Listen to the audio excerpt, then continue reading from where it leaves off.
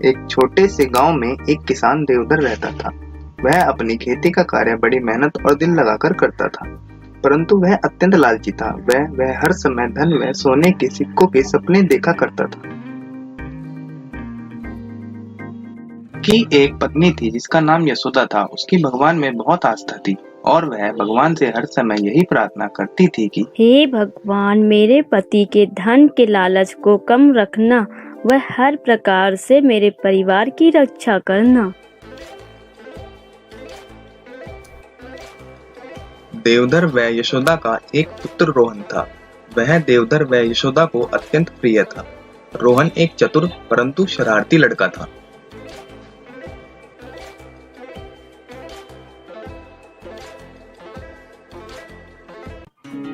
देवधर अपना कार्य अत्यंत मेहनत से करता था, परंतु धन व सोने के सिक्कों का लालच उसके मन व मस्तिष्क में हरदम रहता था। देवधर सुबह जाकर शाम को अपने घर आता था।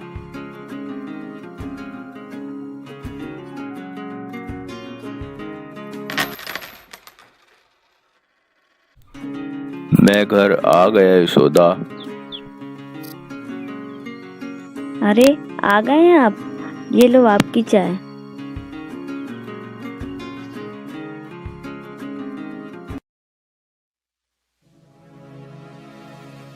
धन का लालच देवधर के मस्तिष्क पर हावी होता जा रहा था। अरे अरे, संभलिए।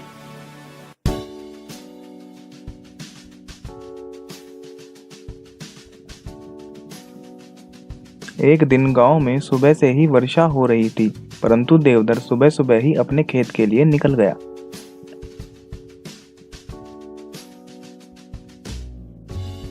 देवधर बारिश में जल्दी जल्दी खेत की ओर जा रहा था।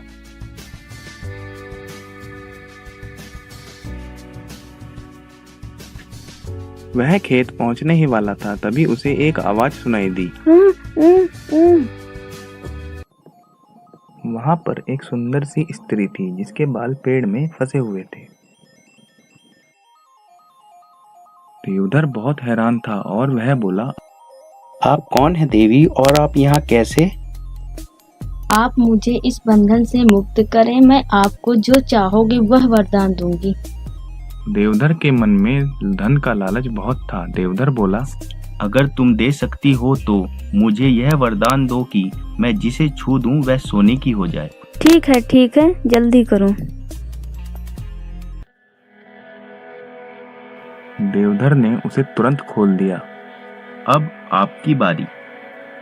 एक बार फिर सोच लो। नहीं, जो आपने कहा वह पूरा कीजिए। ठीक है, फिर ये लो। चलो देखते हैं यह वरदान।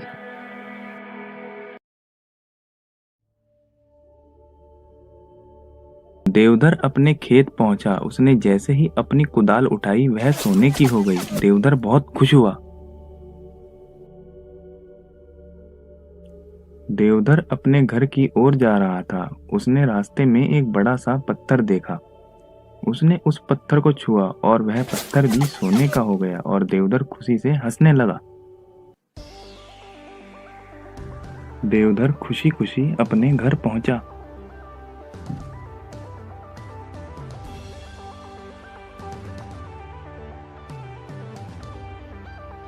आप आज इतनी जल्दी घर आ गए? तो फिर ये देखो।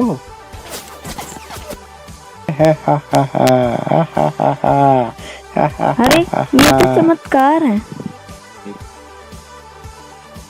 देवधर थोड़ी देर के लिए सो गया और अपने बड़े बड़े घरों के सपने देखने लगा। तभी उसका पुत्र रोहन वहां पर आ गया।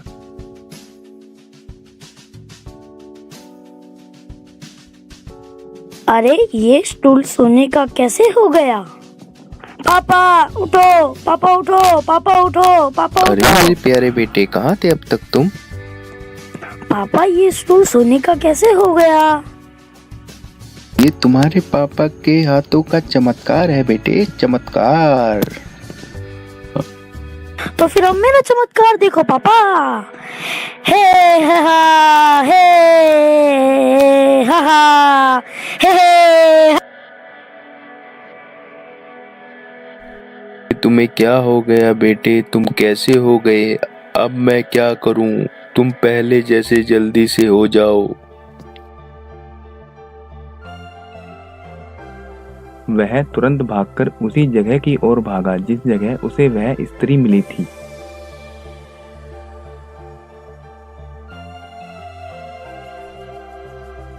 वह निराशा से जल्दी जल्दी जा रहा था। वह खेत पर पहुंचा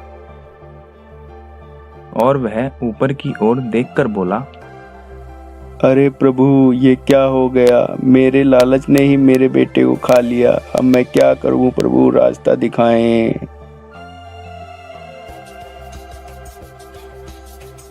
देवधर, यह सब तुम्हारे कर्मों का ही परिणाम है जो तुम भोग रहे हो। जो तुम्हारे पुत्र के साथ हुआ वह सब तुम्हारे कर्म है। तुमने हमारे फरिश्ते को भी नहीं छोड़ा। उससे भी छुड़ाने के लिए तुमने घूस के तौर पर यह चीज मांगी। यही तुम भोग रहे हो।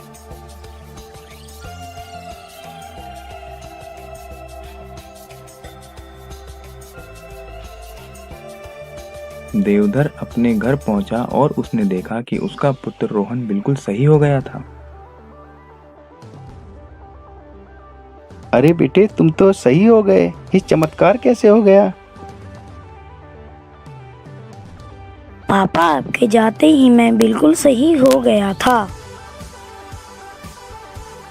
अब मैं समझ गया, मेरे लालच की वजह से ये सब हुआ है।